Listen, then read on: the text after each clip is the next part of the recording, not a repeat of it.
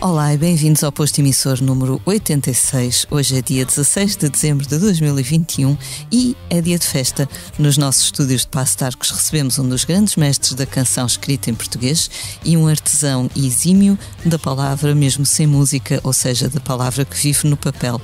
Ao longo das últimas décadas tem cantado Portugal em toda a sua glória e nos seus pequenos infortúnios também. E criou um léxico pessoal e transmissível que rima com amor e liberdade. Bem-vindo, Sérgio, obrigada por vires. Obrigado. Como estás hoje?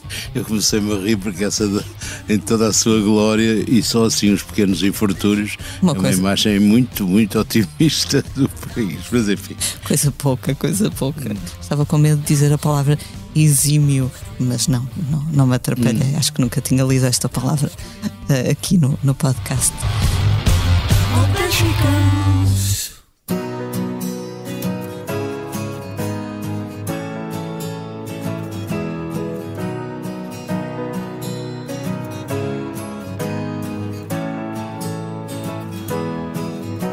O novo normal nas cidades inteiras, por onde rasgaram invisíveis poeiras, malignas meninas, ninguém sabe se sabe. Nem que acaso ou que destino nos cabe. O novo normal é terreno minado de acasos. O novo normal é terreno minado. Sérgio, da última vez que falamos foi no verão de 2020 e já na altura comentavas que tinhas um livro de poesia e fotografia pronto a sair. E és-nos aqui com essa obra na mão. Chama-se Palavras São Imagens, São Palavras. Este livro é uma das coisas boas deste ano 2 de pandemia? Para mim quer dizer, até porque tudo, como se sabe, tudo ficou atrasado com esta pandemia.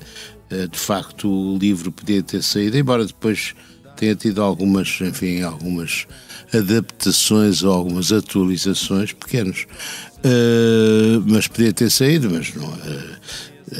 Enfim, o trabalho editorial praticamente parou e agora estamos a retomar um pouco a vida, embora, repito, esta pandemia não nos tenha alargado, mas enfim, vamos lutando com as armas que temos e com as vacinas que temos também. Certamente já te perguntaram cerca de 1000 vezes ao longo do teu percurso o que é que vem primeiro, a letra ou a música. Agora nós, jornalistas sempre originais, podemos variar e perguntar o que é que veio primeiro, os poemas ou as fotografias, não é? Bem, foram dois assuntos diferentes, desde logo, sim.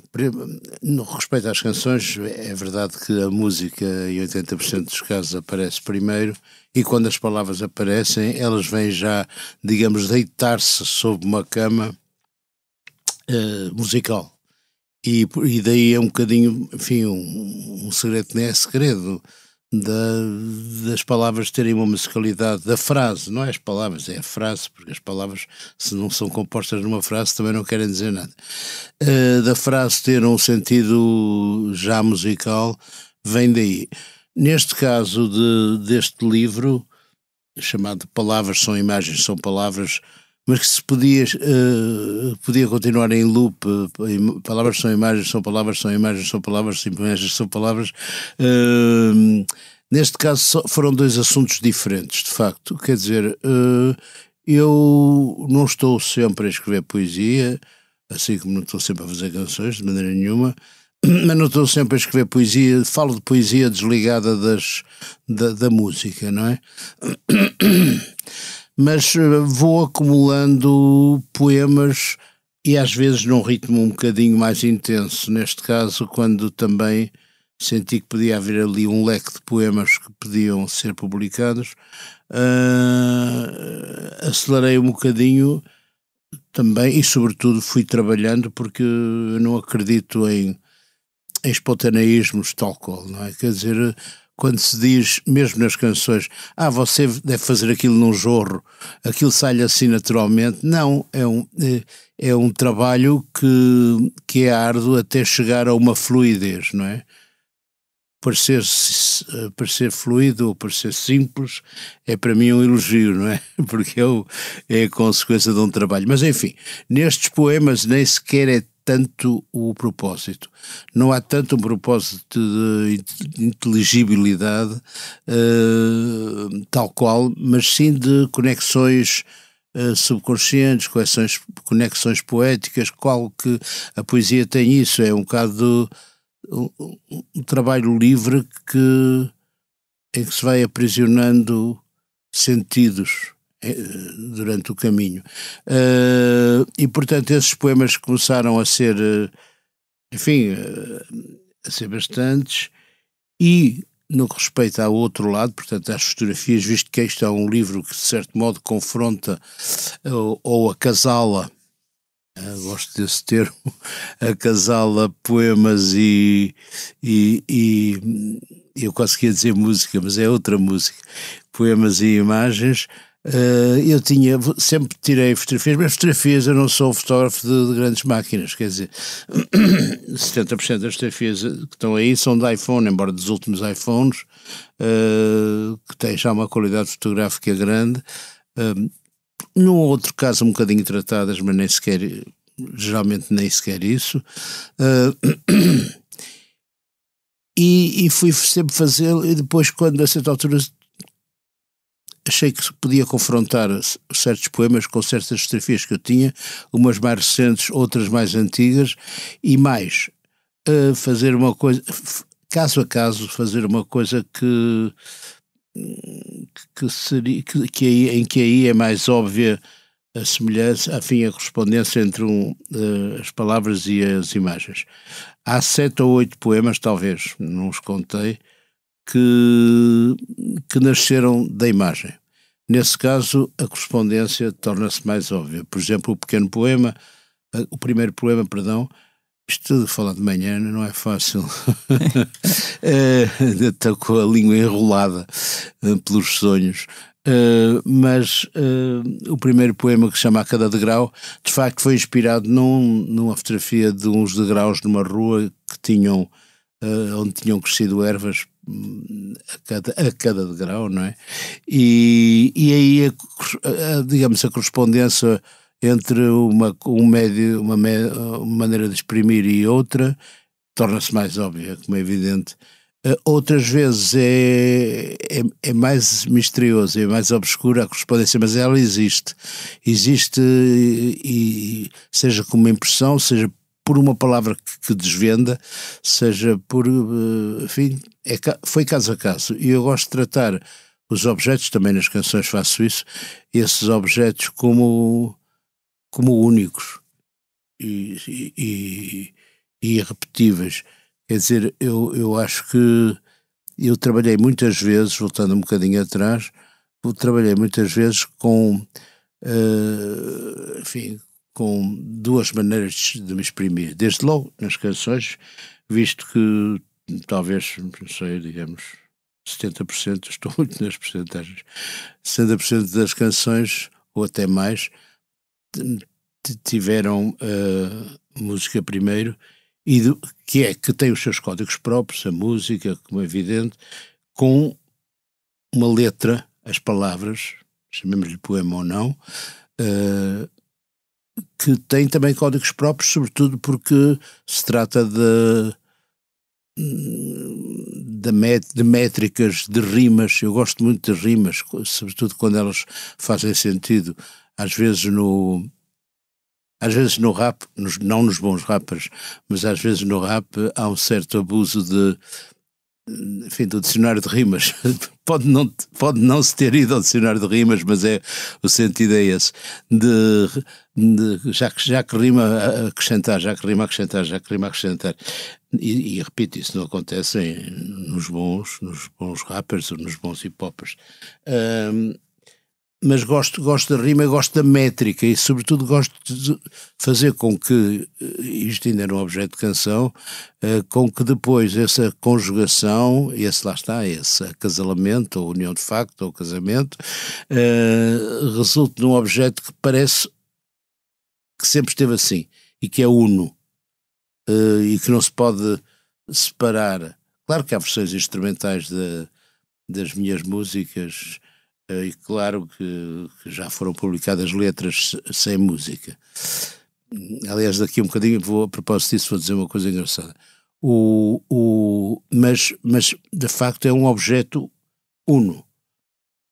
E essa unicidade é um bocado o que é característico na canção.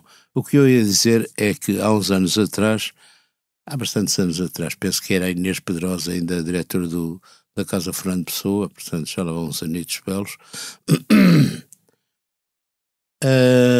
fui convidado para fazer lá uma sessão em que diria letras das minhas canções, poemas, mas sem música e não pensando na música. É extremamente difícil, porque eu já o digo com aquele ritmo cansado, os corpos para casa, dos ritmos imitados, já estou a é difícil, não é? Deslaçar da música. Quer dizer, é quase como o quê? Deslaçar da música acaba por ser difícil. Essa palavra é boa, deslaçar. É deslaçar mesmo. É como uma maionese que depois, a esta altura, não se consegue constituir. Mas ao mesmo tempo, foi muito desafiante essa sessão. E acabei a sessão também a cantar 2 canções, mesmo, quer dizer, para celebrar o casamento outra vez, naqueles que tinham divorciado e que depois se tornaram a reconciliar e que se casaram outra vez, como o Richard Burton e a Elizabeth Taylor. Bom, mas enfim, eu tinha feito isso, tinha feito também um livro infantil-juvenil, que aliás vai ser reeditado, penso eu, para o ano, vai mesmo ser reeditado, chamado O Pequeno Livro dos Medos. O Pequeno Livro dos Medos teve sucessivas edições, fez parte do Plano Nacional de Leitura, e é um livro em que eu fiz alguma coisa que, isso sim, é irrepetível, penso eu. Eu fiz as ilustrações da história, ou das histórias intermeadas, visto que aquilo é de facto mais uma história cujo tema central é os medos. Eu tinha uma série de folhas de papel fabriano, que é um papel muito bom para profissional mesmo, para aguarela sobretudo e desenho, e comecei a compor manchas no papel, manchas de aguarela coloridas, e encontrar sentidos naquilo, animais, figuras humanas, e daí histórias. E de maneira que, mais uma vez, foi quase como se... E depois o texto veio também muito influenciado por aquelas figuras. Portanto, é mais uma vez como se houvesse a música primeiro e só depois a letra, que são aquelas figuras, a história que está subjacente àquelas figuras, ou que eu crio para aquelas figuras, e mais uma vez se trabalha do abstrato para o concreto, não é? E está bonito. Fui muito exigente também, deitei muita coisa fora, mas aquilo que ficou penso que está bem. Portanto, eu gosto muito de juntar esses meios de expressão diferentes, e foi o que aconteceu com este livro, com as palavras são imagens, são palavras. Foi fazer um livro de um formato bastante pequeno, em que as fotografias podem, enfim, viver por si só, mas ganham outros sentidos com as palavras. É curioso dizeres que tiraste as fotos com o telemóvel, com o iPhone. Sim, também com uma Panasonic, mas compacta, que é bastante boa. Mas diz. Não, ia perguntar, tinha aqui um comentário, que realmente as fotos geralmente são de pequenos instantes, momentos, não é? Que tu vais vendo, imagino, com que te cruzas. Tem quase uma lógica de Instagram, não é? A rede social das imagens. Sim, podia ser. Bem, para dizer a verdade, aqui nestas fotos, no conjunto destas fotos, há sobretudo objetos, há céus, gosto muito de céus, não é? Enfim, há fragmentos de paisagem, não é paisagem, há poucas figuras humanas, ou elas não são o centro enfim, desta história, porque é mais uma história, no fim de contas. Mas só nesse aspecto é que talvez não haja uma lógica de Instagram que talvez privilegie mais a figura humana ou as pessoas, mas também se tira. Agora há aquele vício de tirar fotografias dos pratos que se está a comer. Bem, eu tenho uma filha que é cozinheira, mas essa está justificada, porque pode ir a um restaurante e tirar fotografias dos pratos para, digamos, para depois remoer coisas. Mas pronto, basicamente este acesso fotografa-se tudo, não é? Aliás, é até, enfim, no limite, eu não me queixo, mas no limite um bocado cansativo, aquele género, posso tirar uma selfie consigo, não é? Quer dizer, acho que o Marcelo Rebelo de Sousa já tirou todas, não é? Não preciso. Aliás, já estive 2 vezes com o Marcelo e não tenho nenhuma selfie com ele. Então. Isto é um feito, não é? Mas pronto, sim, pode ter um bocadinho essa lógica. Não há muitas figuras humanas, mas há uma em que, por acaso, há pouco uma colega nossa ali na redação abriu o livro e abriu logo nessa página aquela imagem de uma senhora com o olho negro. Sim. Queres contar a história dessa imagem? Não, essa imagem não foi violência doméstica. Okay. Pode sugeri-lo. Acho mas que foi nem tudo é. Foi uma queda de uma amiga minha e bateu na zona do olho e ficou super congestionado. Parecia que era uma coisa que tinha vindo de um combate de boxe, de facto. Mas o que eu tirei disso foi algo enfim, também romântico, chama-se o olhar romântico. Não é por estar assim, é pelo sangue. O sangue é uma metáfora muito importante para mim. Aliás, o meu outro livro de poesia chama-se O Sangue por um Fio. Mas realmente o sangue como elemento de vida, como uma cor, pela sua cor, não é? E mesmo os nobres têm sangue vermelho e não azul. mas eu tirei de um poema que fala de amor, não é?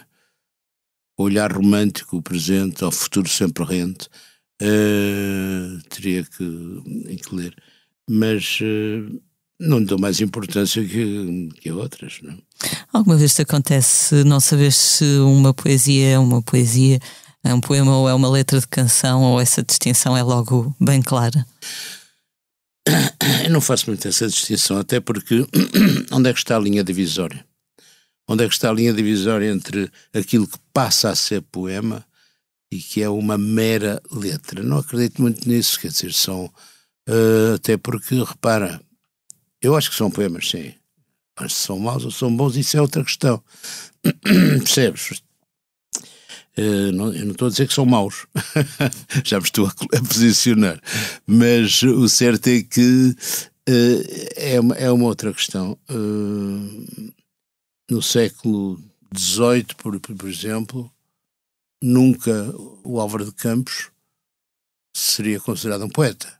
Não é a poesia que faz Fernando Pessoa para o Álvaro de Campos, nunca poderia ser considerado um poeta. Aquilo não é e para aqui e para lá, quando ele começa com aquela zona de peias, mas e não só. Mesmo o verso livre era difícil de ser considerado poesia, não é? Havia cânones, havia códigos, não é? Do tempo de Camões a tempo de Pessoa, ou o tempo de Herberto Helder, ou seja quem for, passou-se por muitas evoluções. Isso, se calhar, também é como acontece na ficção, embora neste caso seja mais patente. Portanto, eu não me interessa muito. Sim, são letras de canções, e sim, são poesia. Agora, é verdade que certas letras, estou a falar de outros, dificilmente serão consideradas poesia, não é? Quer dizer, já seria, digamos, puxar um bocadinho a carroça demais. Mas não me basta-me essa diferença temporal de um poema do século XVIII ou de um poema do século XXI para isso deixar de me interessar. Uhum. Da última vez que falamos, disseste também que já tinhas apalavrado ou já adiantado um terceiro romance. Como é que vai essa missão? sem pôr o carro à frente dos bois. Este terceiro romance está, pelo menos numa primeira versão, está pronto. Já estava há bastante tempo, aliás, tem estado a repousar. De vez em quando olho para ele e até mudo ali uma pequena coisa, mas ele está feito, basicamente. Claro que levará uma revisão. Aliás, já teve uma primeira revisão, inclusivamente por uma amiga minha que é muito literata e que é conhecedora e que fez algumas observações muito pertinentes, alguma mudança às vezes temporal que era necessário, mas ele está pronto. Agora, quando sairá, isso é outra questão, quer dizer, eu gostava que... Mas ainda não falei com a editora sobre isso. Gostava que saísse ainda no próximo ano, talvez para o fim, mas não sei, não tenho, repito, ainda não falamos sobre isso. A minha editora, desde há umas obras atrás, é a minha editora literária, não é? Visto que eu tenho a Universal como editora musical. É a Quetzal. Eles nem têm muita vocação ou produção de poesia, e eu quando propus este livro, também pus as cartas na mesa. Se vocês não quiserem na vossa coleção, eu vou bater a outra porta, porque eu só tenho o meu contrato é só para prosa. Ou seja, isso foi uma coisa que eu exigi. Eu queria estar livre se acontecesse poesia, se acontecesse outra coisa, eventualmente até crónicas, crónicas podia caber aqui na Quetzal, mas enfim. E eles aceitaram isso muito bem, e também fiquei muito contente quando eles disseram: vamos embora com este livro para a frente, porque também lhes deu ali também no catálogo ali um brindezinho. E depois o que é interessante é que eu basicamente fiz, além do Pequeno Livro dos Medos, que é de prosa, etc., e outras pequenas coisas, eu fiz um livro de contos, chamado Vida Dupla, e fiz 2 romances, chamados Coração Mais Perfeito e Estocolmo, mas já agora... Síndrome de Estocolmo, não é? E não a cidade. E portanto ganhei uma espécie de, pode-se chamar bom vício, de ir escrevendo prosa e ter continuidade nisso, porque o que acontece com as canções, com a escrita de canções, é que ela é muito fragmentada, ela assemelha-se mais a um mecanismo, a uma peça de joalharia também, mas é que as matérias são diferentes e se trabalha em alturas diferentes e se descobrem, enfim, se avança, se recua, enfim, até esse trabalho estar construído. No caso da ficção narrativa é algo de mais contínuo, não é? Algo de mais contínuo em que eu me habituei a escrever um pouco, não direi todos os dias, mas tendencialmente um pouco cada dia. E geralmente à noite, quase sempre. Porque tudo sossega e é um bocado, as dádivas da noite são eternas, como diz o Lisboa que amanhece. Mas não escrevo horas e horas infindas, não é? Eu uma vez o Walter Ugumem, na FNAC do Porto, uma das FNACs do Norte Shopping, apresentou um livro meu e foi brilhante. Ele, aliás, tinha escrito uma crónica no JL, muito encomiástica, e pronto, e depois estávamos na conversa a esta altura, mas na conversa com o público, né? Na conversa sobre escritas, etc., e eu perguntei-lhe: tu quantas horas trabalhas por dia? E ele disse: 12, 13. Eu, bom, vou-me embora. Quer dizer, levantei-me, não, quer dizer, foi assim uma piada, mas porque eu sou de escrever, de trabalhar poucas horas seguidas por dia. Preciso fazer outra coisa, ou sou muito disperso. Eu sou do signo da Virgem, mas Deve ser um virgem transviado, porque não sou muito organizado. Depois tenho a minha organização. Tenho a minha organização interna que vou gerindo. Eu, por exemplo, e acho que é um belo exercício de memória, mas às vezes trai-me, eu tenho tenho pouco escrito na agenda. Aliás, eu escrevo em papéis. Esta semana tal dia 17 daqui a dia 16 tenho que ir ao posto emissor, mas isso tenho que escrever, porque senão. Mas é também um bom exercício de memória. E de maneira que tenho a minha enfim, mas ganhei este bom vício de ir escrevendo. E então, como já não tinha matéria de prosa, comecei a escrever contos, e tenho neste momento bastantes contos escritos que aliás são um bocadinho temáticos, mas depois falaremos disso. Depois, visto que agora ainda a próxima coisa será outro livro. Agora, talvez me perguntes se é também, se haverá alguma coisa de música. Bem, a minha atividade musical de fazer canções, escrever canções, diminuiu de facto um pouco, não é? Bastante.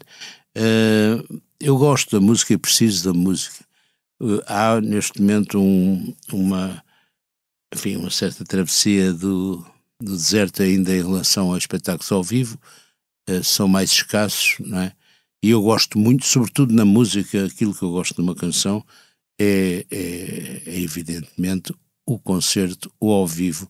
Esse risco de começar um concerto ou um espetáculo e saber que ele tem que ser conduzido a bom porto, a não ser que acontecesse alguma coisa de muito mau, ele tem que ir do princípio para o fim. E eu gosto muito desse risco e desse confronto com as pessoas e receber a energia das pessoas e dar energia às pessoas. As pessoas saem de lá dos meus concertos, como de outros, revigoradas um pouco, percebes? Essa energia transmite-se e vão, enfim, para casa ou para onde quiserem, com essa energia em si. E nós também. Eu falo no coletivo porque falo de mim, dos meus músicos, ou então um dos espetáculos que eu sempre fui fazendo também com o Filipe Raposo, portanto, voz e piano. É o momento da verdade da canção. Pronto, e eu tenho feito canções também para outros. A última foi, mas poucas para mim, mas lá irei, quando chegar o momento. A última foi que está num disco que ainda agora saiu do Camané, que se chama O Fado que em tempos te cantei. É assim, é uma reminiscência dele já ter feito canções para ele. Eu fiz uma canção e ele também cantou Emboscadas no outro disco, uma canção minha, mas fiz uma canção para ele chamada Sonhar Durante o Fado, que eu gosto muito. Então era uma reminiscência disso, o fado que em tempos te cantei. Será que ainda soa bem ao teu ouvido? Não quero andar de amor tão distraído que tomo o imaginado por vivido, e vai para aí adiante. É bem bonita essa e canção. Essas canções, sim. Fiz letras para os Clã, mais uma vez é uma canção que eu gosto muito, que é chamada Tudo no Amor, sobretudo, que é... Adoro essa música. Há ali um aceno de achar que sim. Sim, essa música saiu muito bem. Essa música, enfim, essa letra para a música e a música também. Mais uma vez, no caso das várias parcerias que eu fiz com o Hélder Gonçalves, dos Clã, para quem não saiba, compositor dos Clã e intérprete, e ali a Manela Azevedo, de facto, quer dizer, o âmago dos Clã, não há nada a dizer. Ainda por cima, a Manela eu acho que deve ser a melhor cantora portuguesa, quanto a mim, é extraordinária. E também é extraordinária no palco. Bom, mas as parcerias que eu fiz com o Hélder, lá está a seguir um bocadinho o mesmo trâmite, ou seja, primeiro vem, ele entrega-me uma música e eu aí faço uma letra por cima. É muito desafiante, mas é o que me dá mais gozo do que escrever uma coisa a seco, chamemos-lhe assim. É curioso porque as parcerias que o Chico Buarque ao longo da sua carreira e brilhante teve com o Ed Lobo e com o Jobim foram também assim. Eu sei, porque inclusive ele já o disse, eu já falei com ele sobre isso. Foram músicas que o Jobim, por exemplo, lhe deu, ou o Ed Lobo, e das quais ele fez letras espantosas. Portanto, é mesmo o mesmo método. Aliás, no caso do Chico, temos tempo, não temos? À vontade. Ainda bem.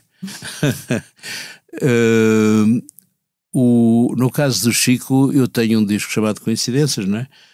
Que tem várias parcerias com brasileiros, e em vários casos eu pedi uma música,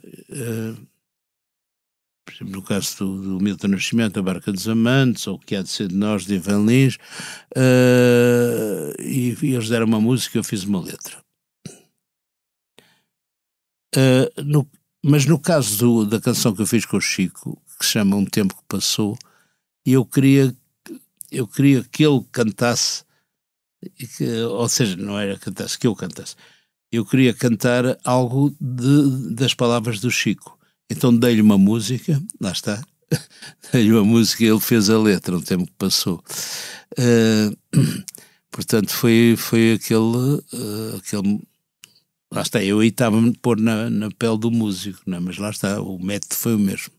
Em relação ao Camané, essa bonita canção que escreveste para ele, o fado que em tempos te cantei, eu gosto muito daquela parte do, não sei se é pela ausência ou pela saudade, enfim, tu sabes, agora não consigo citar de cor. Mas eu também não consigo citar de cor, porque já escrevi há bastante. Como é que foi depois? Mas acho que vale a pena experimentar, não é? Eu não sei. Não, isso é no final de contas. Exato. No final da canção. Como é que foi depois ouvir as tuas palavras, né? na voz do Camané? No caso do Camané é sempre um prazer, porque ele valoriza, é um extraordinário cantor, não é? Quer dizer, é um cantor que tem aquele timbre, tem aquele lado genuíno do fado, mas sem ser um fadista muito amaneirado, vá. O Segredo da Amália não era segredo, eram vários, mas quer dizer, era não só aquele timbre espantoso, mas a contenção e o bom gosto com que ela naturalmente fazia o fraseados do fado. Porque quando se começa a fazer demais, vira malabarismo, não é? E a Amália sempre guardou, sempre teve esse saber onde é que aquilo passa para terras de capetinagem, não é? E o Camané é um pouco assim, não é? O Camané também herdou muito do Carlos do Carmo, de certo modo, mas tem aquele timbre privilegiado, também uma voz muito bonita, e interpreta muito bem e percebe o que é que era, como é que é para cantar aquilo. Ele disse uma coisa engraçada, também esteve aqui no posto emissor há pouco tempo, que a melhor técnica era não se notar que há técnica, ou seja, não... Claro, é evidente, é isso, é parecer que é tudo fluente, como eu falei há bocado também da dificuldade às vezes na feitura de uma letra, mas que depois tem que parecer que flui. E foi fácil, não se pode reparar nisso, não se pode, senão uma pessoa diz, ai que brilhante que ele é, e está sempre a dizer isso, está a empancar. Uma das coisas que não sei como é que ele está agora, o Miyakoto, como é que ele está agora? Espero que esteja bem, mas não é isso. Estou a dizer a nível de escrita. O Miyakoto, quando eu comecei a ler, e acho que é um tipo muito talentoso, mesmo, mas muitas vezes aqueles neologismos que ele usava, tipo epilétrico, sei lá, a mim empancavam-me na narrativa, na fluência da narrativa, dizia, lá está aquela coisa, caramba, ele é mesmo esperto a fazer estas palavras compostas, estes neologismos, e isso desagradava-me um bocado. Pois, encravavas ali, não é? Era quase um obstáculo à fluidez da leitura. Não, claro que é evidente que há escritores, voltando, digamos, à escrita, ou mesmo à escrita de canções, que são mais intrincados e que uma pessoa tem que estar ali a mastigar um bocado mais. E depois há coisas em que parece que há uma espécie de estilo branco, como é o caso sei lá, do Estrangeiro, do Camus. Aquilo parece quase que este tipo não tem estilo. Quer dizer, claro que tem estilo, o estilo é aquilo, não é? E é um livro brilhante, aliás, é espantoso, não é? Parece de uma simplicidade, de uma banalidade que é procurada. Enfim, e também nas letras pode acontecer isso, sei lá, há letras numa certa altura do Dylan, que são extremamente misteriosas, sobretudo naquele período em que o Blonde on Blonde do Blonde on Blonde é um apogeu, mas daquele período, enfim, do Like a Rolling Stone, etc., esses discos são muitas vezes letras muito intrincadas, mas aí a propósito é diferente. É já assim uma espécie de torrencial enfim, de imagens, muitas vezes servindo-se até de uma não compreensão narrativa, mas que cria um encantamento, não é? Eu sempre fiquei muito, mesmo muito contente com a atribuição do Nobel ao Dylan. Foi um ato ousado e que, aliás, parece que partiu um pouco o júri, não é? Quer dizer, porque... E deixou muita gente indignada. Bom, e muita gente indignada, não é? Quer dizer, quanto a mim, disparatadamente indignada, porque ainda por cima não conhecem o Dylan. O Dylan tem muitas fases, tem fases até em que ele foi para uma espécie de, lá está, uma banalidade da letra que também foi procurada, não é? Como no Nashville Skyline, etc. Conheço bastante bem o Dylan. Mas não é só o Blowing the Wind e não sei o quê, percebes? Mas houve realmente reações, quer dizer, desde o Vargas Llosa a dizer que para o ano dão um toureiro, não sei o quê, coisas assim disparatadas. E que era uma cedência. E ele disse uma coisa, que ele tinha escrito um livro chamado A Cidade do Espetáculo, não sei o quê, e depois veio dizer que aquilo que era uma cedência à Sociedade de Espetáculo, quando ele estava nas capas lá com a Isabella Presley, eu não sei o quê, percebes? Bom, mas enfim, deixa lá. Já o Salman Rushdie aplaudiu, e ele que nunca recebeu o Nobel, e eu acho que merecia ter recebido, aplaudiu mesmo, e muitos outros. Eu também. Toda a gente tem as suas pequenas incoerências, não é? Sim. Não continuarei a dar casos, porque nessa altura ouvi muitos.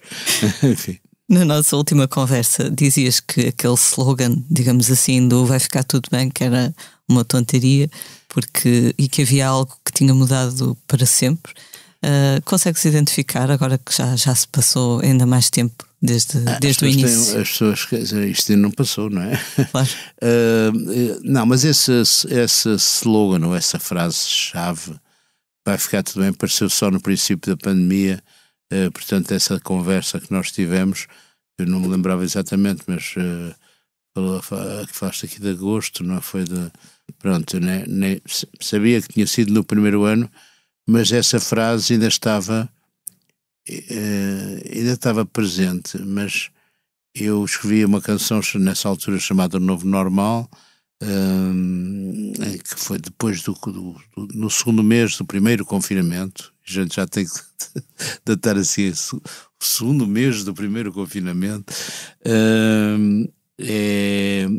em que, no fim de contas, faziam uma espécie de vinhetas curtas daquelas palavras que nos tinham saturado no primeiro aparecimento da pandemia, todas aquelas palavras, algumas das quais nós nem sequer conhecíamos, não é? Ou que não estávamos habituados a usar e que se tornaram parte do léxico. E que também desmistifica um pouco isso, não é? Quer dizer, nessa canção, O Novo Normal. Porque não vai ficar tudo bem, claro, até porque há tanta gente que morreu e há tanta gente que ficou com algumas sequelas mais graves, menos graves. Mas quer dizer, é de facto um acontecimento bastante terrível e mudou de certo modo, os nossos comportamentos também, não sei quando é que eles voltarão a um outro normal, porque assim como desde que houve o 11 de setembro, continuamos a ter que ter as malas a passarem nos aeroportos por coisas magnéticas, e quem diz nos aeroportos diz noutros lugares, e portanto houve algo que mudou para sempre. Isto não há para sempre, mas enfim mudou para os nossos tempos presentes, não é? Portanto eu não acredito que de repente tudo se vai embora magicamente. Não, vai demorar muito tempo, e mesmo, ainda outro dia, uma responsável não sei se era da OMS ou era de uma investigadora muito conceituada, que dizia, vai haver outra pandemia e vai ser pior.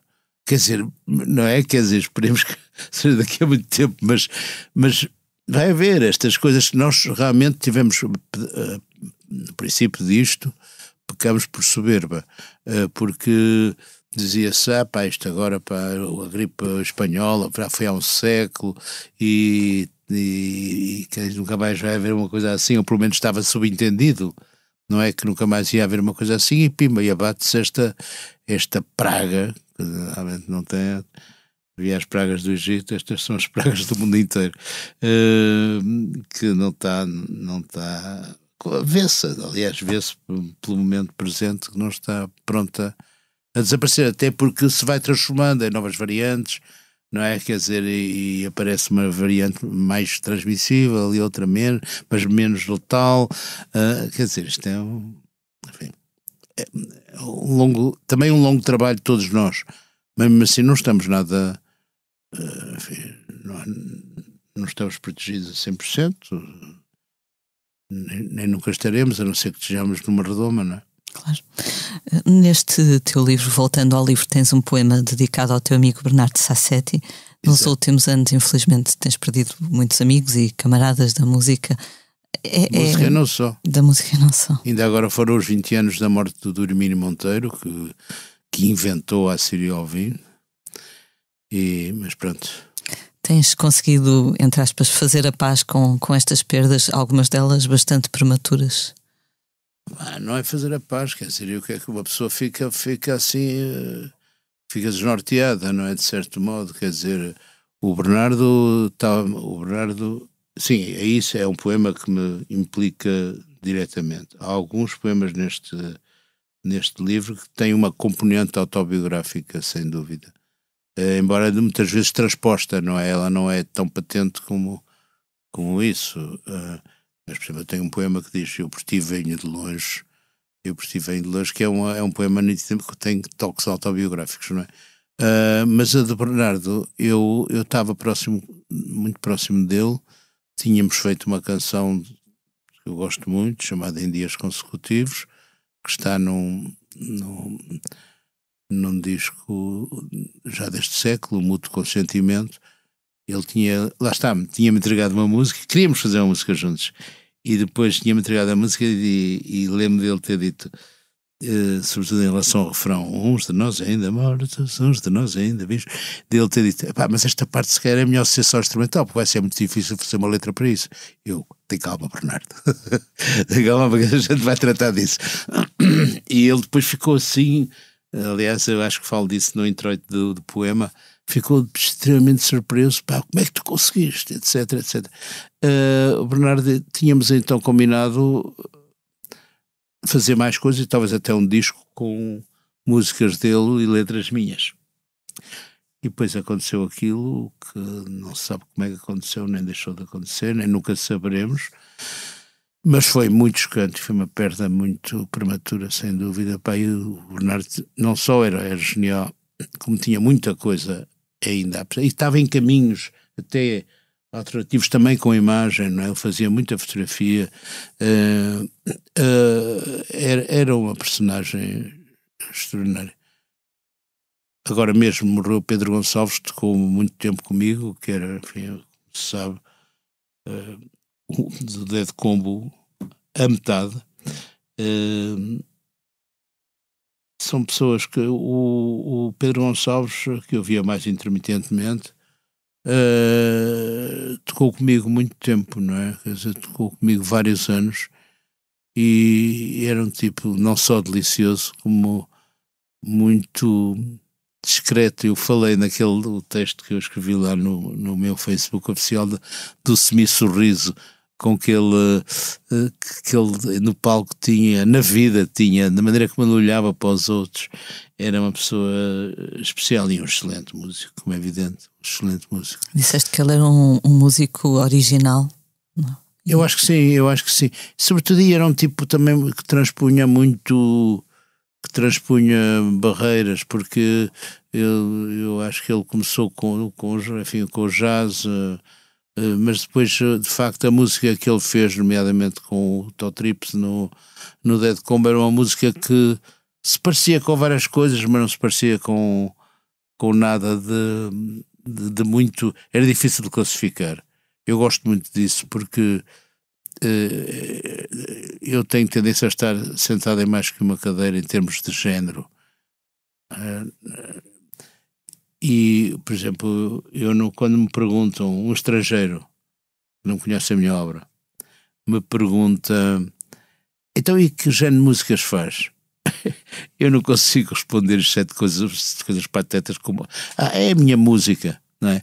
É evidente que tem mais características urbanas, é evidente que tem influências rock, tem influências folk, influências também portuguesas, mas o que é Portugal? Portugal é também esta mistura, não é? Infelizmente que é, não é? Quer dizer, até inclusive de etnias e enfim, a Portugalidade, como noutros países da Europa, neste momento está completamente em transformação.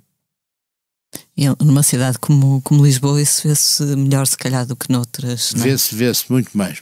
Ainda agora estive no Porto, na FNAC do Porto, que é a minha cidade de origem, não é? Estive no Porto e não sei que propósito veio essa conversa, porque em Lisboa realmente há uma mistura vemos muitos negros, muitos indianos, muitos paquistaneses, muitos chineses, muitos pessoas de leste, pessoas de leste, e do leste, sim. Portanto, isso é Portugal também, e aliás, no que toca à natalidade, valha-nos esses, porque dão mais filhos à pátria do que os portugueses de gema, não é? É verdade.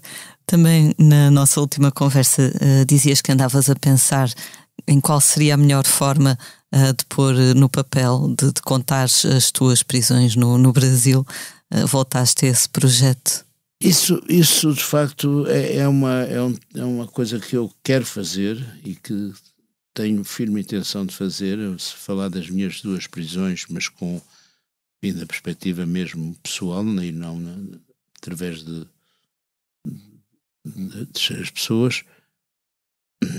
Mas estes outros escritos meteram-se à frente, mas eu penso que será um projeto que acabará por ser concretizado, mas talvez daqui a algum tempo comece a escrever juntamente com outras coisas, mas não sei. Escreves logo ao computador? Escrevo ao computador. Comecei, isso eu acho que deu imensas vantagens, não é? É só uma coisa técnica, mas a capacidade de olhar, de ver impresso, de mudar, no dia seguinte mudar. Sempre que a gente acaba uma noite, eu não sou um notívago, eu não me dei tão tarde como isso, mas quando acaba, para uma pessoa diz assim: epá, isto é muito bom. Depois no dia seguinte vais ver, epá, espera aí, não, tem coisas boas, que é diferente do que dizer que é muito bom. Enfim, mas pronto, é isso. Sempre tiveste uma visão bastante acutilante do que se passa no país, és assim uma espécie, se calhar, de cronista da nação. Para terminar esta primeira parte do podcast, ia perguntar-te como é que vês Portugal neste ano de graça de 2021? Como é que vejo Portugal? 2021. Eu tenho uma tendência a olhar para as boas coisas, embora as más coisas me incomodem imenso, não é? É evidente que as más coisas são as desigualdades sociais e que muitas vezes se agravaram, ainda por cima mais uma vez com esta situação pandémica, o estado da justiça, de vez em quando há assim umas notícias que dão algum alento, como certas prisões que foram feitas recentemente, mas o estado da justiça, a lentidão da justiça é absolutamente assustadora. E de facto eu acabo por... o estado da saúde é algo que tem duas faces, porque é evidente que se não existisse o SNS, isto teria sido muito... Isto e outras coisas, não é? Tudo teria sido muito mais terrível. No entanto, quer dizer, o fito de haver um médico de família para cada pessoa, para cada cidadão, enfim, não é... Mas pronto, toda a gente estar coberta por um médico de família está longe de ser atingido, não é? Portanto, somos sempre um país muito imperfeito e que navega muito à vista. Mesmo a governação tem essa... Isso é muito do Costa, não é? Tem essa... Ele tem um lado brilhante, não é? Nisso, mas é uma navegação à vista em que se vai adaptando a realidades presentes, mas muitas vezes não se toma tanto conta do futuro. Enfim, eu não quero fazer aqui uma enorme análise, mas eu gosto muito de viver no meu país e quero, sobretudo, que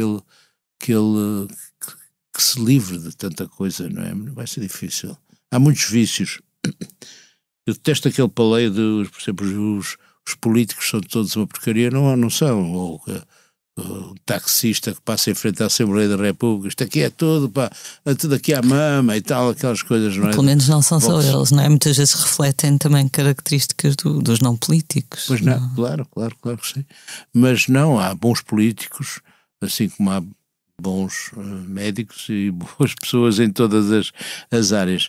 Mas, de facto, há também gente que está ali, não sabe o que é que está a fazer. E não falo só da Assembleia da República, é evidente, falo da vida política ou social, não é? Enfim, é um país muito imperfeito, bastante imperfeito, e é por isso que continuamos muitas vezes até surpreendente, porque em certas coisas estamos bem e depois outras coisas que assim, estamos na cala da Europa e fomos ultrapassados pela Letónia, pela Estónia, para não sei quanto Antónia, para Antónia, não, estou a brincar, e porque parece que somos pouco eficientes em muita coisa, mas pronto, vamos fazendo pela vida, não é? E no entanto, às vezes, vistos de fora, parecemos mesmo fixe. Estava há bocado a ver um artigo da NPR, a rádio pública norte-americana, sobre... O título era Portugal tem das maiores taxas de vacinação, mas não está a dormir, not taking risks com a Omicron. E então era um artigo bastante grande e lá apareceu o nosso almirante, a quem eu carinhosamente chamo Capitão Iglo, e eu se eu não vivesse aqui pensava, uau, que país. Pois, aí é que está. Não, e de certo modo que país, não é? De facto, quer dizer, somos até para nós próprios um pouco surpreendentes, não é? E bom e o mau. Exato.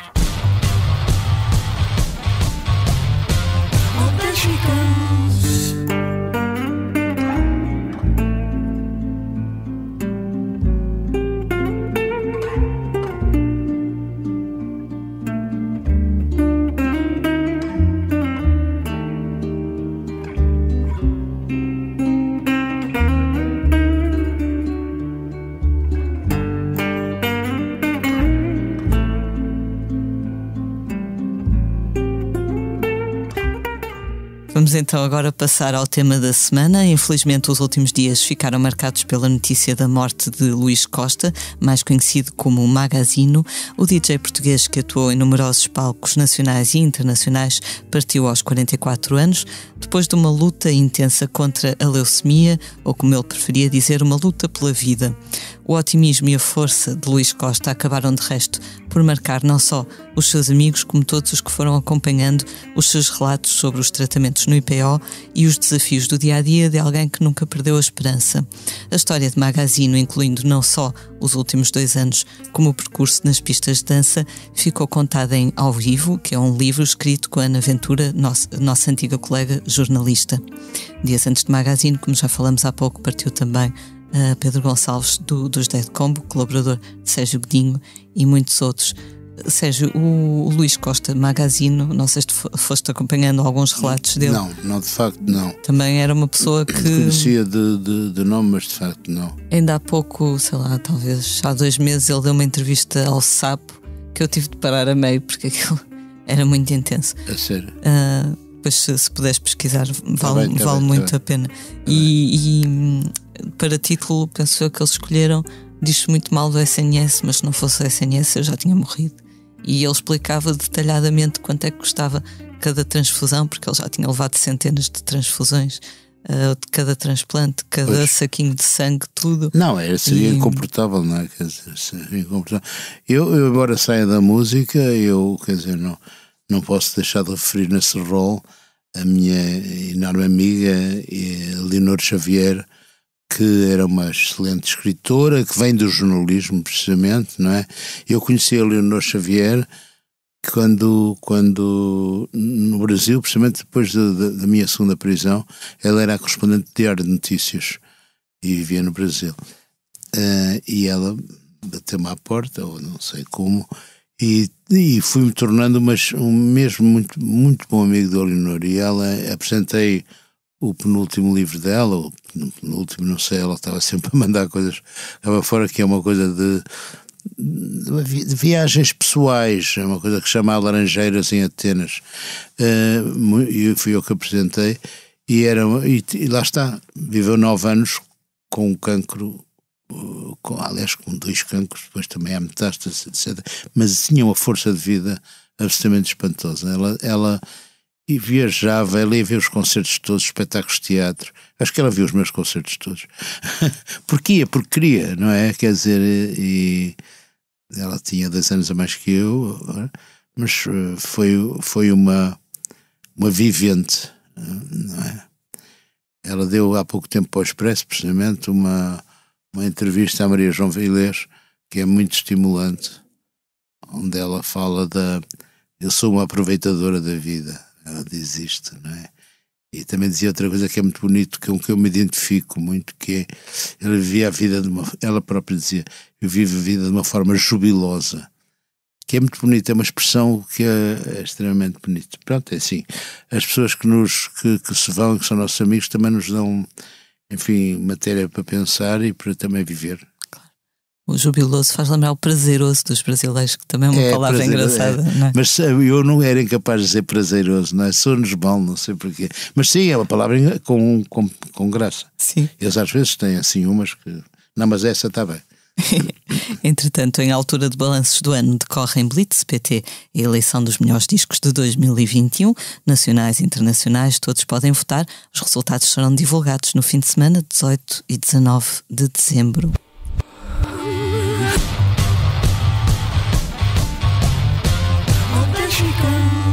Looking through a wavy glass window in this old place by the lake,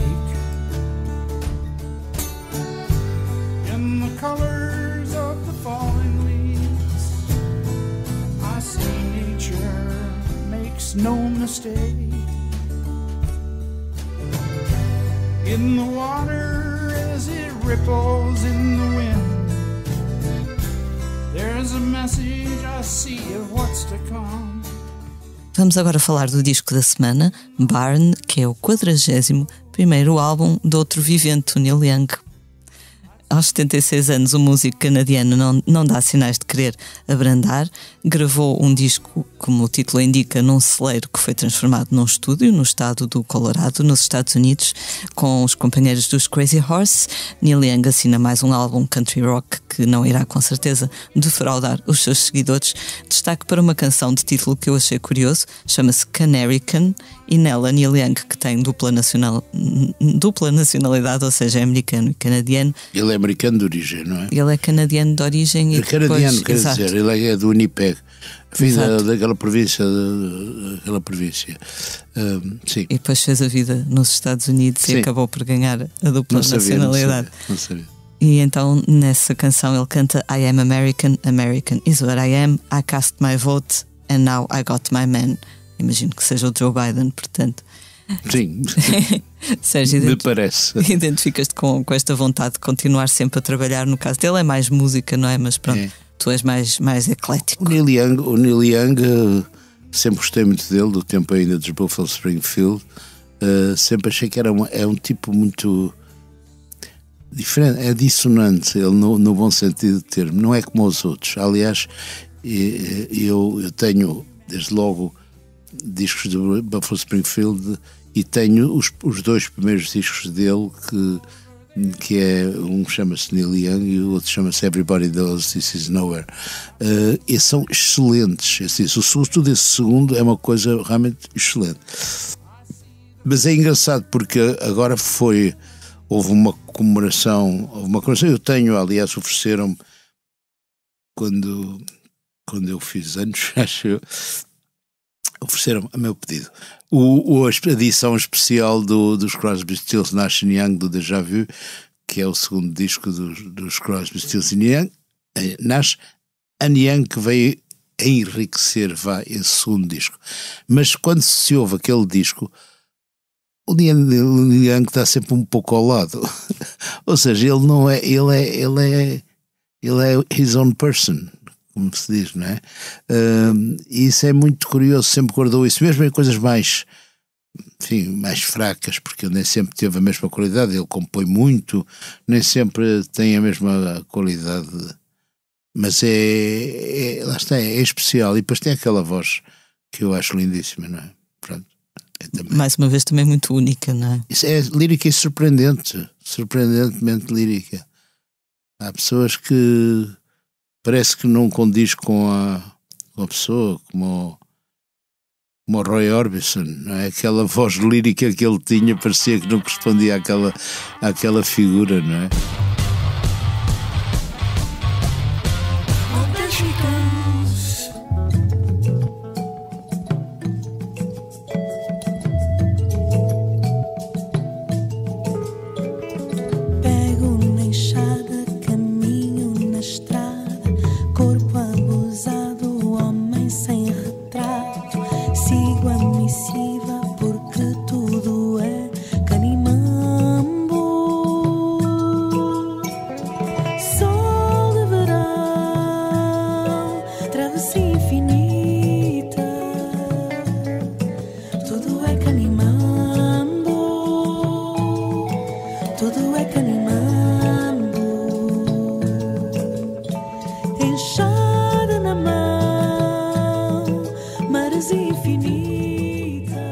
Agora vamos falar dos concertos dos próximos dias. Esta quinta-feira, Selma Wamus celebra o seu 40º aniversário com um concerto no Beleza, em Lisboa. Parabéns, Selma. Também hoje, António Zambujo toca no Convento de São Francisco, em Coimbra. Jorge Palma atua no Centro Cultural de Belém, onde voltará na quarta-feira, dia 22. Por seu turno, José Cid apresentou o novo Vozes do Além no Art Club no Porto na sexta-feira, dia 17, e no Capitólio, em Lisboa, no sábado. Sexta-feira é dia de concerto de Cristina Branco no Teatro Circo de Braga. No sábado, B Fachada toca na Bank Venue, em Torres Vedras.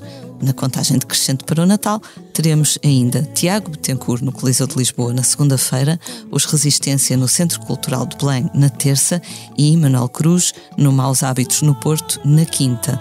Logo após o Natal, dia 26, Rodrigo Leão estará na Casa da Música, também no Porto. Sérgio, o regresso aos palcos ainda vai demorar mais um pouco? Ou já tens algo apalavrado? Não, tenho algo apalavrado, mas não sei ainda tão... Tenho que perguntar. Quer dizer, ainda agora apareceu também um concerto perto do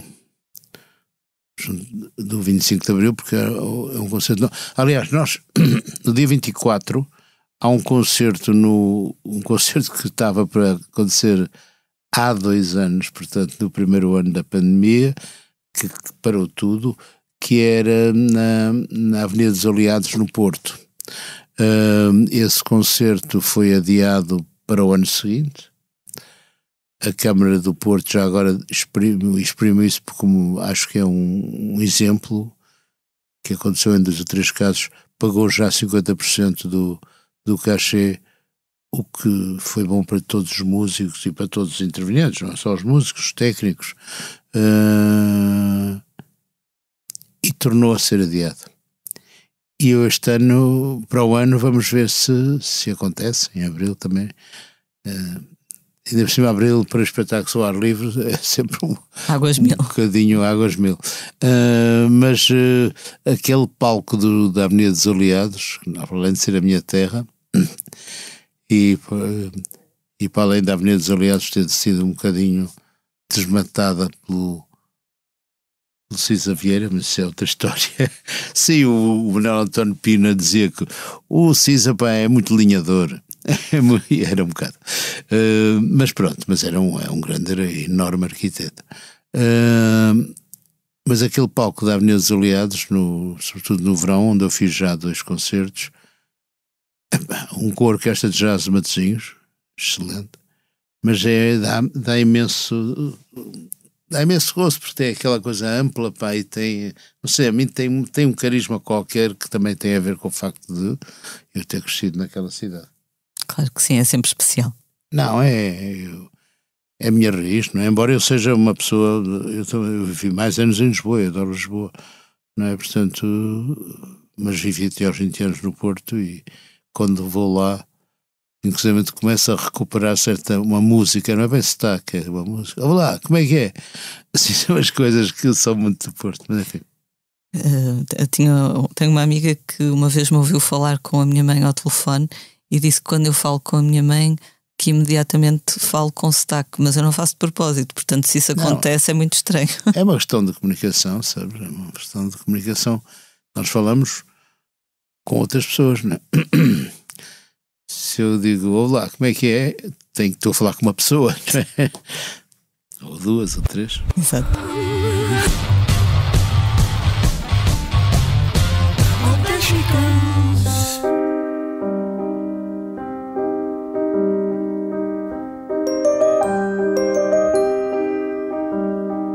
Seis horas da tarde e a cidade muda de botão.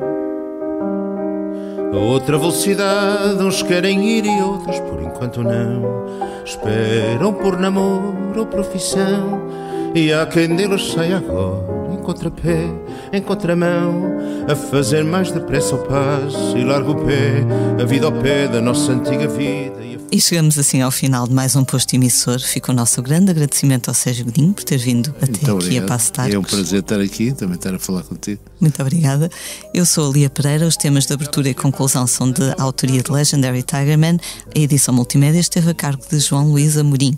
O posto emissor entra agora em férias de Natal, regressando em janeiro. Até lá podem recordar o lado bom de 2021, que também houve, em Blitz PT, onde nos próximos dias iremos partilhar não só os nossos melhores do ano, os melhores também do ano para os leitores, como também os concertos mais emocionantes que vimos desde janeiro ou as tiradas mais marcantes dos nossos convidados aqui no posto emissor. Como é hábito, vamos finalizar com uma leitura do nosso convidado, Sérgio. Este poema que eu vou ler chama-se precisamente, e já falamos dele durante o programa, Bernardo, porque é assim um poema confessional sobre Bernardo Sassetti, e tem uma introdução que não faz parte do poema, mas em que eu desvendo um pouco. Eu digo, fizemos o Em Dias Consecutivas juntos, música dele e depois letra minha, e é uma canção boa e especial na feitura e na consequência. Disseste, como é possível ter escrito uma letra com esta música? Foi graças a ti, etc, etc. Mas a memória final foi um último estremecimento quando soube à hora do almoço em Faf da tua tão inesperada e inusitada morte. Uns de nós ainda mortos, uns de nós ainda vivos. Tinha escrito na nossa canção. Fazes muita falta a muita gente. Disseste, tenho o mundo ali de fronte. Tens o futuro e o passado, frente a frente, lado a lado. O que vale o teu futuro no que vale o teu passado. O mar regenerador. E nós todos muito ao longe, lado a lado, como as ondas frente a frente, lado a lado. O teu além a lado do voo fundamental. Respeite-se o respeito que temos por aquilo que pensaste ou não pensaste antes, durante o voo fundamental.